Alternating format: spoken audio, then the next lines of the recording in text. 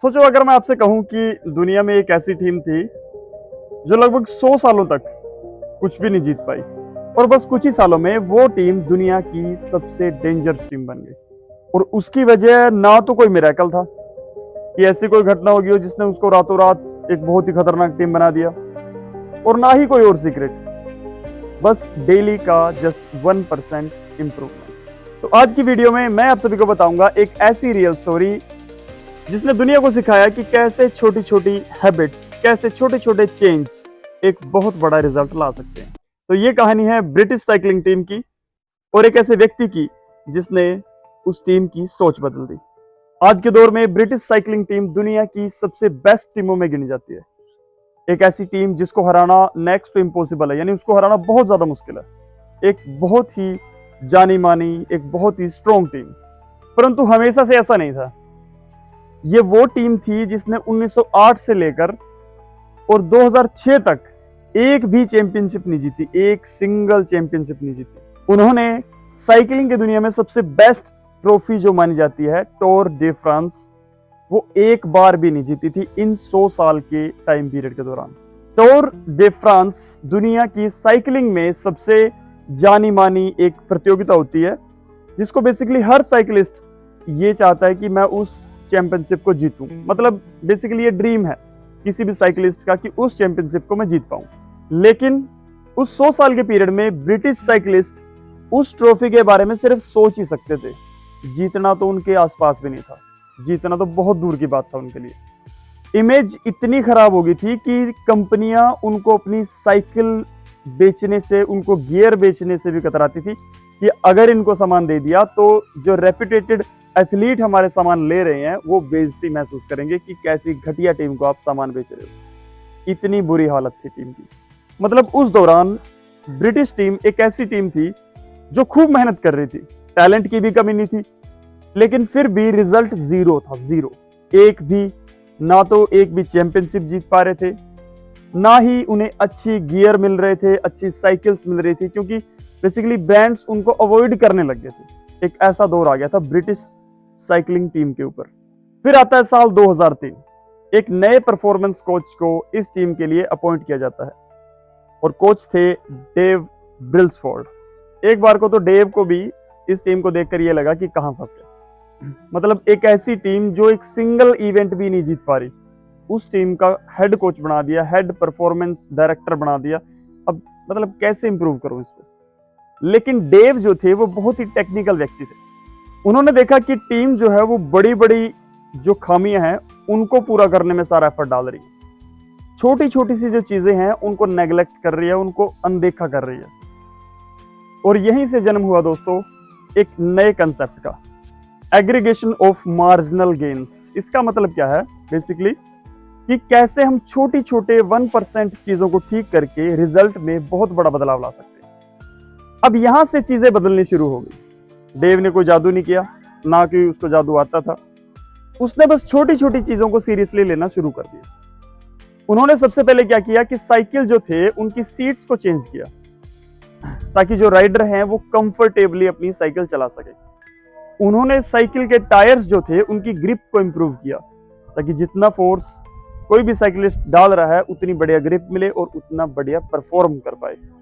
उन्होंने हर छोटी छोटी चीज पे ध्यान दिया दोस्तों, जैसे कि बाइक का वजन, बाइक की एरोडायनेमिक्स, बाइक का बैलेंस, हर छोटी छोटी चीज पे रिसर्च की। डेव ने नोटिस किया दोस्तों कि जैसे ही उनके जो एथलीट्स हैं वो बाहर कंपटीशंस में कंपीट करने के लिए जाते हैं तो वो ढंग से सो नहीं पाते हैं। तो उन्होंने क्या किया कि आप अपने मैट्रेस और पिल्लो लेकर ट्रैवल करेंगे, यानी आप उनको साथ ही रखेंगे ताकि आप बढ़िया तरीके से सो पाओ।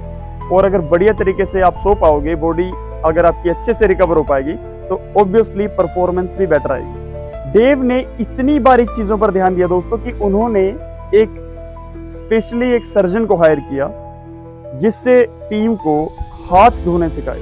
मतलब सोच सकते हो इतने डिटेल में उन्होंने काम किया कि हाथ धोने भी उन्होंने प्रोफेशनली सीखे। ये सुनने में थोड़ा सा फनी लगता है, परंतु इसके पीछे भी एक साइंटिफिक रीजन था। डेव का मानना था कि जितना ज्यादा हाइजीन वो मेंटेन करेंगे उतने ज्यादा उनके जो एथलीट हैं वो कम बीमार पड़ेंगे, और अगर एथलीट कम बीमार पड़ेगा तो यकीनन उसकी परफॉर्मेंस में सुधार होगा। इसके साथ साथ उन्होंने रिकवरी और मसाज वगैरह पे भी बहुत अच्छा काम किया। उन्होंने सबसे बेस्ट रिकवरी टेक्निक्स ढूंढी, उन्होंने सबसे बेस्ट मसाजिंग जेल्स ढूंढे ताकि बढ़िया तरीके से रिकवरी हो सके, मसाज हो सके एथलीट्स की। इसके साथ साथ उन्होंने हर एथलीट के कमरे की सफाई का भी विशेष ध्यान रखवाया। लेकिन सबसे बड़ा बदलाव जो है वो ये सब इक्विपमेंट्स नहीं थे, सबसे बड़ा बदलाव जो था वो उनका माइंड सेट था। जो प्लेयर पहले ये सोचते थे कि शायद कभी नहीं जीत पाएंगे क्योंकि वो पिछले 100 सालों में एक बार भी नहीं जीत पाए थे, तो अब उनके माइंड में इस ख्याल को दूर करना था। अब उनकी सोच बदल चुकी थी क्योंकि उनको सिर्फ इतना सिखाया था कि आप कल से सिर्फ 1% बेटर बनना है। आपको ज्यादा सोचने की जरूरत नहीं है कि क्या होगा क्या नहीं होगा, रेस जीतेंगे या नहीं जीतेंगे, वो सब बाद की बात है। आपको सिर्फ अपने आप से जस्ट 1% बेटर बनना है।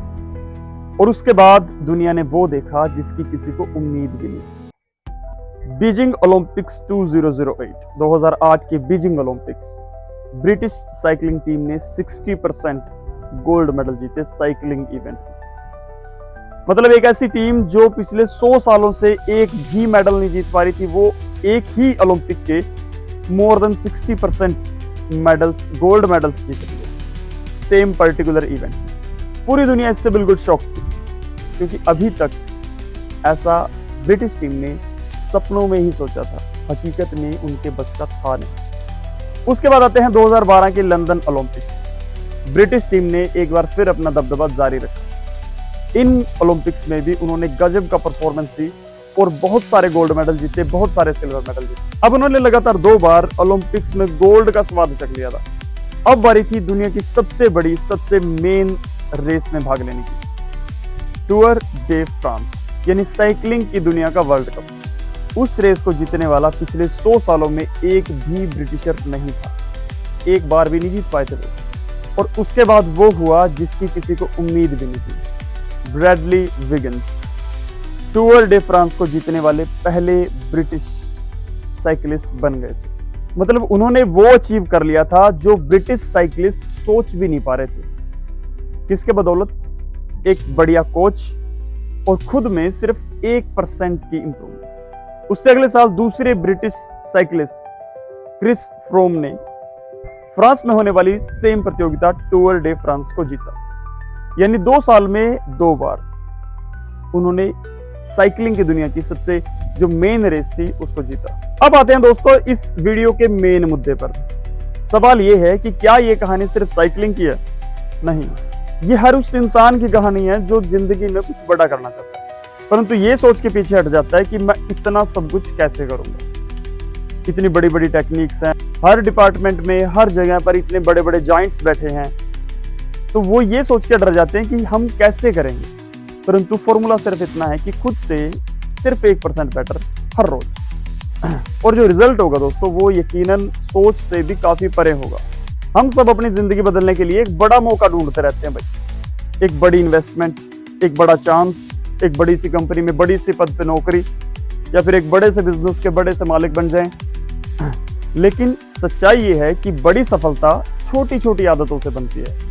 यदि हर रोज आप खुद से सिर्फ 1% बेटर बनो, हर रोज से आप डेली 10 मिनट ज्यादा पढ़ो, हर रोज से आप डेली 10 मिनट ज्यादा एक्सरसाइज करो, फोन थोड़ा कम यूज करो, डिसिप्लिन को इंप्रूव करो, स्किल सीखो। अगर डेली आप इन छोटी छोटी चीजों को रिपीट करोगे तो यकीनन 1 साल में रिजल्ट काफी ज्यादा बदल जाएंगे। ब्रिटिश साइकिलिंग टीम की इस स्टोरी से सिर्फ एक बात सीखने को मिलती है कि सक्सेस ओवरनाइट नहीं मिलती।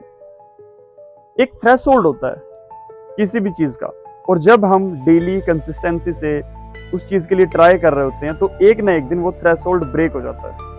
किसी भी रस्सी को अगर हम खींचते जा रहे हैं तो एक थ्रेशोल्ड पॉइंट के बाद वो रस्सी टूट जाएगी। किसी भी पत्थर पर हम अगर लगातार चोट मार रहे हैं 100 बार मारी, 200 बार मारी, तो हो सकता है कि 201 बार या 301 बार या 1000वीं बार में आकर वो पत्थर टूट जाएगा, गारंटीड टूट जाएगा। बस कंसिस्टेंसी और डेली 1% इंप्रूवमेंट जरूरी है। तो आज से हर रोज अपने आप से सिर्फ 1% बेटर बनने की ट्राई करनी है, और याद रखना है कि 1% better every day will make you eventually unstoppable.